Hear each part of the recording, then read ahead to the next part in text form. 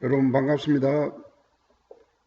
저번 시간에 칭의와 칭의 위의 삶에 대한 그 강의를 하다가 중간에 이렇게 동영상 그 시간 때문에 전체를 다 못하고 오늘 이어서 나머지까지 다 하도록 하겠습니다. 왜냐하면 이 칭의론과 칭의 위의 삶 전체가 이해되지 않으면 한마디로 예수를 믿는 전체의 삶을 제대로 이해할 수가 없습니다. 그러니까 칭의에 대한 이해와 반드시 칭의의 삶 전체를 다 이해할 때 신앙생활 전체를 이해하는 것입니다. 간혹 가다가 학생 가운데 지금 현재 이 기독교 진리에 대해서 제가 이 강의하는 걸 상당히 이렇게 조금은 부정적인 그런 자세를 가진 학생들이 간혹 가다가 있어요. 근데 그 학생들의 마음을 제가 충분히 이해합니다. 왜냐하면 이게 자기가 이해가 되지 않고 은혜가 되지 않으면 사람은 반드시 거기에 대한 어떤 부정적인 어떤 태도를 갖기 마련이거든요. 그러나 여러분 그런 학생들에게 내가 다시 한번 이야기하는데 여러분들의 마음이 뭔가 이게 와닿지 않는다 해가지고 어, 말하자면 이 자체가 잘못된 게 아니죠. 중요한 것은 여러분의 어떤 그 태도가 중요한데 학생 가운데 전혀 하나님을 믿지 않는데 교수님을 통해서 제가 점점 신앙을 갖게 되고 이 시간이 너무나 흥미롭고 참 관심이 가고 좋습니다 하고 반응을 가지는 좋은 반응을 가지는 학생도 많거든요. 그래서 다시 한번 강조하지만 그 부정적인 마음을 갖고 있는 사람을 위해서 특별히 제가 기도합니다. 이게 인생에서 가장 소중한 거기 때문에 여러분들이 태도를 바꾸시고 비록 지금 은혜가 잘 안 되지만 하나님 나에게 도움을 주셔서 이 은혜 속에 들어오게 하시고 좀 깨닫게 해달라는 그런 어떤 기도하는 마음으로 강의를 들으시면 하나님이 또 남은 시간을 통해서도 여러분의 은혜를 주십니다.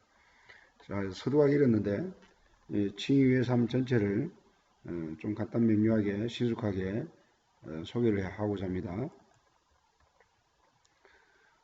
저번 시간에도 이거 조금 강조했지만 이걸 여러분들이 전체로 또 그림을 그릴 필요가 있어요. 로마서 8장 29절 30절에 보면 개혁주의 구원 전체를 그릴 수 있는 말씀이 소개되고 있는데 이거를 이제 요약하자면 첫 번째는 선택이고 정하신 자들을 부르시고 할 때 이게 선택이죠.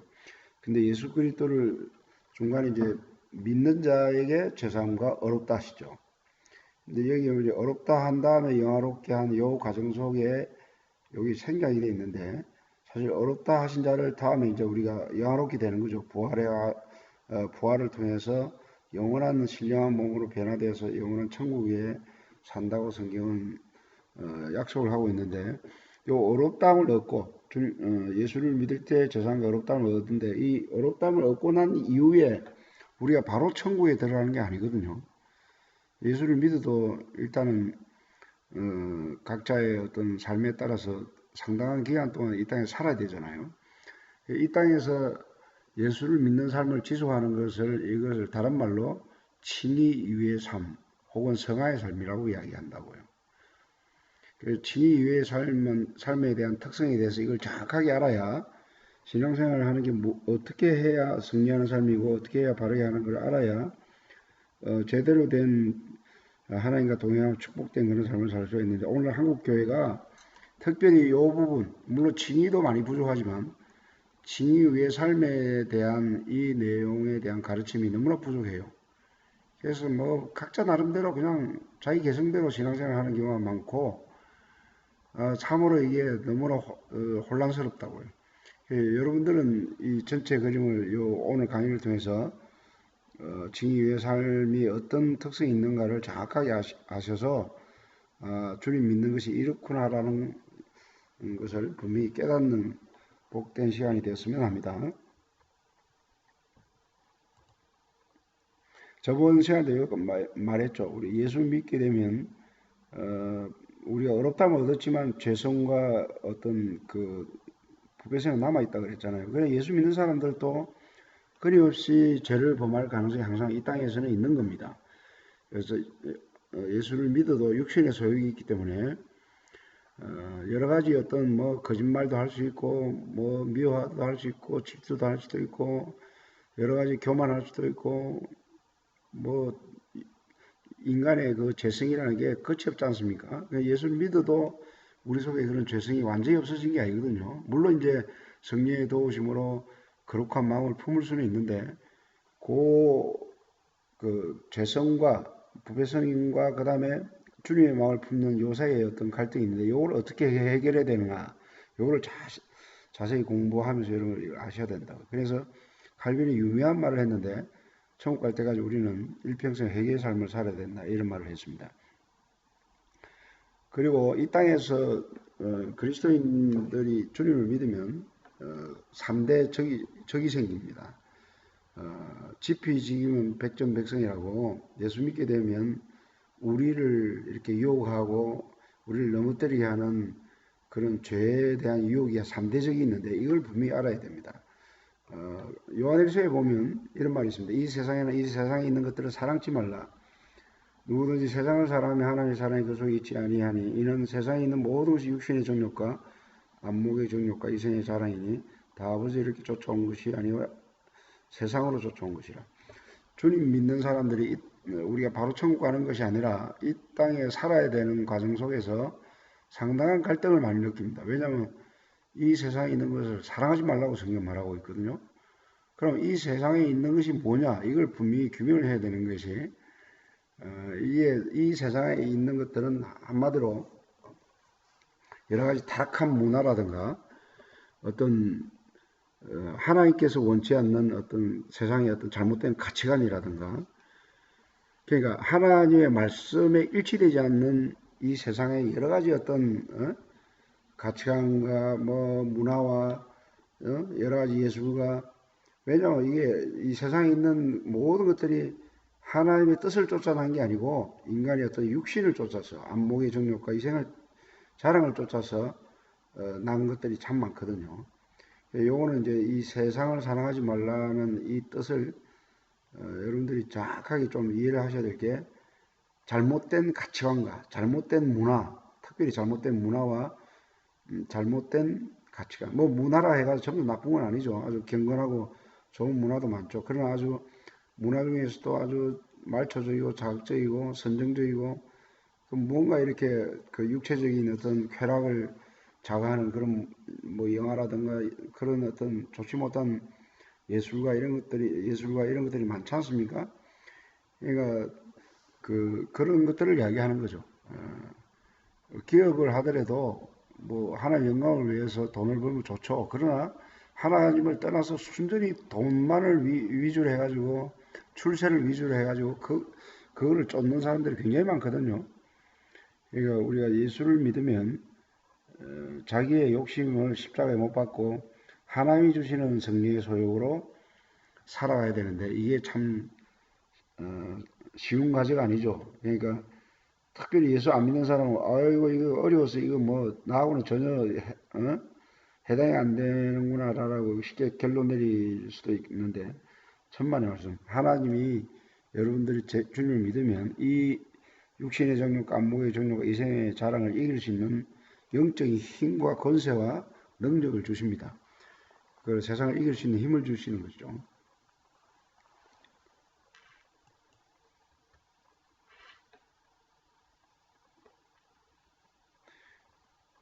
그 다음 뭐냐? 그 다음 두 번째 우리의 적은 뭐냐면 사탄이 우리 창세기 3장에 보면 아담과 하와를 넘어뜨리는 장본이 사단이라 했지 않습니까? 이 사단은 타락한 천사를 이야기하는데 이 사단이라는 존재가 영적인 존재가 지금도 공중 권세를 잡고 예수 믿는 사람들을 넘어뜨리기 위해서 지금 아주 활동을 아주 굉장히 강렬하게 하고 있거든요. 그래서 성경은 이렇게 말합니다. 우리의 씨름은 혈과 육에 대한 것이 아니요 정사 권세와 이 어둠의 세상 주관자들과 하늘에 대한 악의 영들에 대함이라. 주님 믿게 되면 일단은 영적 전쟁 한복판에 있다 해도 관이 아닌데 우리가 기도할 때 이런 사단의 어떤 어둠의 세력을 이길 수 있는 힘을 주시죠. 심지어 베드로는 주님 믿고 난 다음에 다른 사람은 다 버릴지라 나는 버리지 않겠다고 그렇게 장담을 했는데 주님께서 네가 닭 울기 전에 3번 부인하리라는 걸 예언하지 않습니까? 그렇게 수제자인 베드로조차도 기도하지 않고 자기 자신을 과신해가지고 결단코 버리지 않겠다고 했는데 가차없이 예수를 3번 부인하는 그런 일이 일어나죠. 그리고 이 영적 싸움이 이게 쉽게 볼 게 아니에요. 사단을 우리가 가소평가해서도 안 되고 물론 과대평가해서도 안 돼요.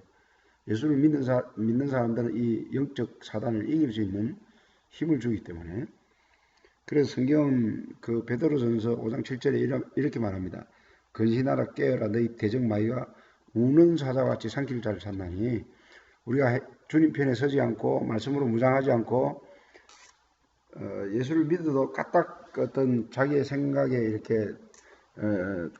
고삐가 풀리고 자기의 생각을 말씀에 일치되지 않는 생각에 붙들려서 그걸 행동하게 되면 한순간이지만 이 사단이 우리를 조종하고 결국 죄의 길로 우리를 인도하는 그런 경향들이 생기죠. 그러면 우리가 넘어지고 예수를 믿으면서도 아주 심한 어떤 갈등과 실패의 어떤 고통을 겪게 되죠.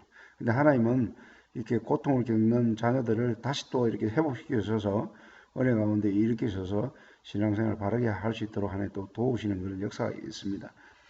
그 다음에 뭐냐면 자기 자신, 이것도 참 중요한 이야기인데 예수님 직접 한 말이에요. 제 아들이 아무든지 나를 따라오려거든 자기를 부인하고 자기 십자가를 지고 자기를 부인한다 이 말이 무슨 말입니까? 이걸 분명히 알아야 되는 게 자기를 부인한다는 말은 자기를 혐오하거나 자기를 미워하거나 자기를 뭐 가소평가하는 이런 말이 아니에요. 그러니까 자기를 부인한다는 말은 자기 속에 있는 생각 가운데 하나님의 말씀과 일치하지 않는 모든 잘못된 생각을 부인하는 것입니다. 우리의 생각 가운데는 하나님의 말씀과 일치되는 생각도 있을 수 있고 하나님의 말씀과 일치되지 않는 생각이 있을 수 있거든요. 뭐 미워하고 시기하고 질투하고 원망하고 분을 내고 이런 생각들은 다 나쁜 생각이지 않습니까? 그러니까 그걸 부인하고 하나님 말씀에 순종하는 그런 자세가 있을 때 하나님께서 도우신다는 거죠. 결국 이 자기 부정, 아까 그 말인데 자기를 부정하고 전적으로 하나님께 순종을 할 때 하나님께서 승리의 삶을 계속 주신다는 것이죠. 그래서 특별히 칼빈이 십자가 지는 일이 우리 경건에 가장 중요한 일이라고 강조를 했는데 예수 믿는다라는 것은 어떤 면에서 자기 십자가를 지고 아까도 얘기했지만 잘못된 생각을 자꾸 십자가에 못 박고 하나님의 말씀과 일치되는 생각을 앞세워서 순종을 하게 되면 하나님께서 더 강건케 하시고 더 은혜를 주시고 승리의 길로 인도하신다는 사실입니다. 그 다음에 우리 이 땅을 살아가는 그리스도인들이 도움되는 또 주제 중에 하나가 뭐냐면 내세에 대한 묵상이에요. 예수를 믿지 않는 사람들은 내세가 있는지 없는지 뭐 모릅니다. 천국에 대한 것도 뭐 믿지도 않고 그러나 성경은 분명히 천국에 대해서 계시를 하고 있고 예수 믿는 사람은 이걸 확실히 해야 될 게 나의 마지막은 죽음이 아니라 죽음 저 건너편에 천국 들어간다는 이 확실한 어떤 그 확신과 어떤 희망이 있을 때 이 세상에서 다가오는 여러 가지 어떤 환난과 시험과 어려움 이 모든 것을 극복할 수 있는 힘이 생긴다는 것이죠. 그러니까 자주 내세에 대한 묵상, 특별히 계시록 19장에서부터 20장, 21장, 22장 그게 천국에 대한 묘사가 잘 돼 있는데 그런 말씀을 많이 읽고 묵상하고 천국에 대한 확신을 가져야 된다는 것이죠. 그 다음에 아까도 이 비슷한 말을 했는데 예수를 믿게 되면 우리 육신의 소욕과 성령의 소욕이 두 가지가 싸워요. 근데 육신의 정욕과 안목의 정욕과 이생의 자랑 이걸 자꾸 이렇게 부인하고 성령이 하나님의 거룩한 영이 나에 임재하게 되면 하나님이 원하시는 그런 삶을 살 수 있는 그 힘과 능력을 이 성령께서 주신다고요. 사랑하게 하고 진실하게 하고 감사하게 하고 참 삶이 뭐 어려운 가운데서도 하나님 의지하게 되면 그 가운데서도 만족할 수 있는 힘을 주시고 그러니까 이것은 위로부터 오는 능력이기 때문에 세상이 감당이 못합니다. 사도 바울은 뭐 성령 충만했을 때 사방으로 우겨 쌈을 쌓아도 쌓이지 아니하고 답답한 일을 만나도 낙심지 아니하고 내가 거꾸로 됨을 당해도 내가 망하지 않는다 그랬거든요. 심지어 죽음 앞에서도 바울은 사망아 너희가 이기는 것이 어디 있느냐 이렇게 호령을 쳤고 내게 사는 것이 그리스도니 죽는 것도 유익함이라 그렇게 담대했죠. 그러니까 이 영적인 것은 세상이 감당을 못합니다. 하나님이 이런 영적인 능력을 주면 여러분들은 이 속에서 정말 행복하고 기뻐하며 만족하는 삶을 살 수 있는 것이죠. 이거를 특별히 성령 충만한 삶을 가능케 하는 것이 바로 기도의 삶입니다. 기도. 기도는 여러분들 이 내용을 읽어보세요. 내가 지금 할 내용이 많기 때문에 일일이 설명하지 않고 기도의 강조만을 이렇게 하고 넘어가도록 하겠습니다.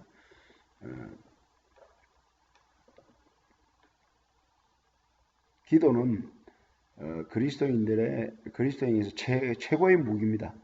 기도를 통해서 사단을 물리칠 수 있고, 기도를 통해서 성령 충만을 받을 수 있고, 기도를 통해서 하나님의 뜻을 알 수 있고, 기도를 통해서 모든 그런 적들을 이길 수 있는 힘이 이 기도를 통해서 나타나는 것이죠.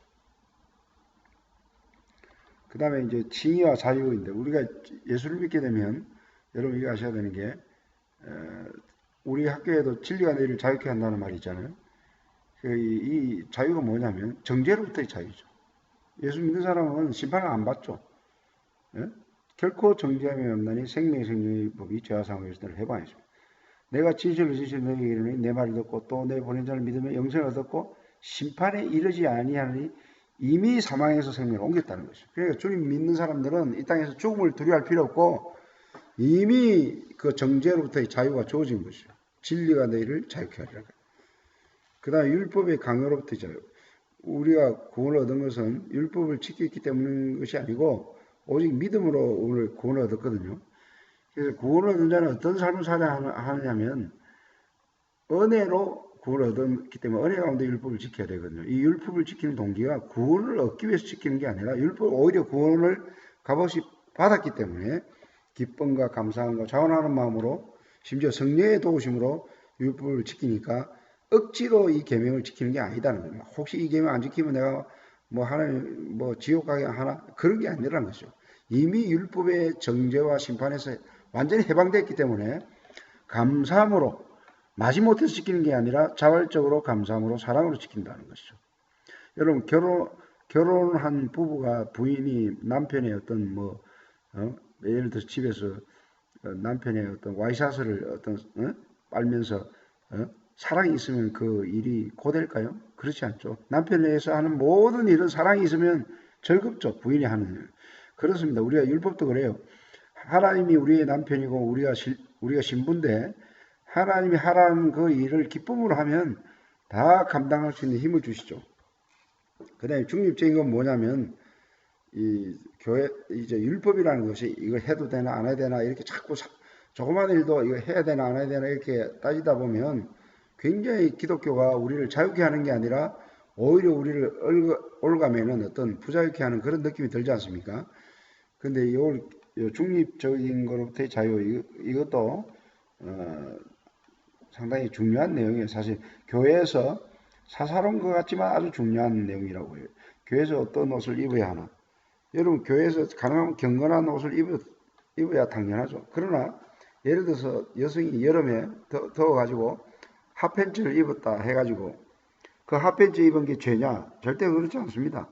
입을 수도 있어요. 그러나 본인이 그 핫팬츠를 입고 뭔가 자기의 어떤 속살을 드러내면 뭔가 경건에 방해가 되고 다른 사람의 덕이 안 되기 때문에 입어도 되지만 나는 그냥 그걸 포기한다라는 그런 자유라는 거죠.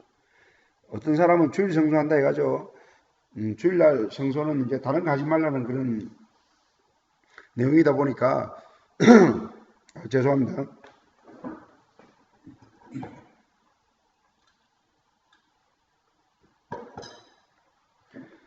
주일날 물건을 사면 되나 안 되나 또 운동을 해도 되나 안 되나 이런 사소한 것 때문에 막 고민하는 사람이 많은데 사실 급할 때 물건 사도 되죠. 그리고 주일날도 예배 드리고 난 다음에 아주 하루 종일 하는 건 아니지만 한 30분이라든가 1시간 정도 오늘에서 운동을 해도 되죠. 그런 자유가 기독교에 있다는 것이죠. 목사님이 고급차를 타면 되는가? 목사님이 어? 에쿠스라는 고급차를 타도 뭐 그건 죄가 아니죠. 그러나 목사님이 이 성도들이 그 생활 상태가 별로 안 좋고 다들 어려워하는데 목사님이 아주 고급 승용차를 타면 다른 사람한테 덕이 되지 않지 않습니까? 그럼 그 목사님이 다른 사람의 덕을 위해서 고급차를 타는 걸 포기하시고 성도들과 수준이 맞는 차를 타는 것도 목사님의 어떤 좋은 선택이라는 것이죠. 그렇다고 고급차 탄다 해가 무조건 정죄할 대상은 아니라는 것이죠. 그러니까 이런 것에 해도 되고 안 해도 되고 이런 너무 법을 정하다 보면 기독교가 부자유스럽게 되기 때문에 그런 것들로부터의 자유를 말하는 것입니다. 그 다음에 징의의 마지막은 반드시 징의받은 자는 앞으로 그리스도 안에서 부활된다는 것이죠. 이게 얼마나 큰 소망입니까? 고린도전서가 부활장인데 마지막 날에 홀연히 천군천사의 나팔 소리와 함께 우리가 변화될 것을 약속하고 있습니다. 여러분 예수 믿는다는 것은 천하를 다 가지는 것보다 더 중요한 말입니다. 예수님이 그랬죠. 천하를 얻고도 네 목숨을 잃으면 무엇이 소용이 있겠는가. 여기서 말하는 목숨, 육체적인 목숨도 있지만 영적인 생명을 이야기해요. 영적인 생명. 우리 예수 믿을 때 영적인 생명이 주어지는 거예요. 영원히 죽지 않는 영적인 생명이 주어지는 것이죠. 제가 지금 요 뒷부분에 징의 교리에 대한 그 유익한 것들을 내가 공지사항으로 적어놨어요. 그거는 읽어보시고 왜냐하면 강의 시간이 지금 너무 많이 넘었기 때문에 오늘 다 하지 못하네요. 여기서 마치도록 하겠습니다. 감사합니다.